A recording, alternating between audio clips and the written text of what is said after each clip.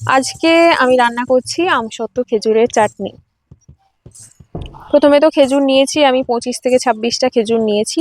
তারপরে দেখো ওই ডাবকশির মতো ওই মাথার দিকে যে ছোট্ট শক্ত খোলাটা থাকে ওটা তুলে ফেলে ছুরি দিয়ে সমস্ত বীজগুলো বাদ দিয়ে দিয়েছি। তারপর জলে ভালো করে ধুয়ে নিলাম। এবং আমসত্ত্বের এই একটা প্যাকেটই আমি নিয়েছি। এই যে চাটনিটা আমি করছি না, 25-26টা খেজুর আর এই একটা প্যাকেট নিয়ে, এতে খেতে পারবে হচ্ছে 7-8 জন। এই চাটনিটা কিন্তু খেতে পারবে 7-8 জনের জন্য, এরম পরিমাণই ঠিক আছে। আচ্ছা, এই লেয়ারগুলো তুলে তুলে আমি কাটছি, তোমরা লেয়ার না তুলেও ছুরি দিয়ে সুন্দর করে ছোট ছোট সরু সরু পিস করে কাটতে পারো। আসলে আমার লেয়ার তুলতেই ভীষণ ভালো লাগে আর কি। জিরে, অল্প জিরে নিয়ে ভেজে গুঁড়ো করে নেব। এটা আমার মনে হয় যে এর স্বাদটা একটু অন্যরকম করবে, তোমাদের যদি না মনে হয় নাও নিতে পারো।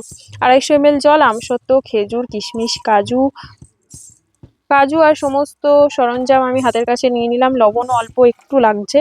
আচ্ছা, জলে আমি চিনির পাকটা তৈরি করব। তার আগে জলটা 5 মিনিট ফুটে গেলে আমি লবণ দিয়ে দিচ্ছি। 5 মিনিট ফুটে গেলে তার চিনির পাকটা তৈরি করব। চিনির পাকটা তৈরি করতে ওই ধরো সেও ওই 5-7 মিনিট লাগবে।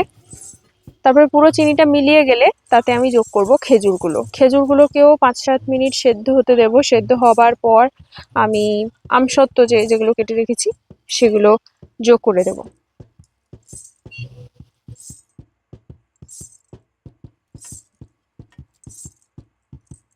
এবারে আমসত্ত্ব দেওয়ার পর এটা যেহেতু একেবারে মিলে গুলে যাবে, এটাও ওই 7-8 মিনিট মতো ফুটিয়েছি। আমসত্ত্বর আর অস্তিত্ব নেই, গলে গেছে, জেলি জেলি ভাব চলে এসছে। এতে আমি দিয়ে দিয়েছি কাজু কিশমিশ। এবার চাটনি অলমোস্ট রেডি। তাতে যোগ করছি লেবুর রস, আর উপর থেকে ছড়িয়ে দেবো হালকা করে জিরের গুঁড়ো।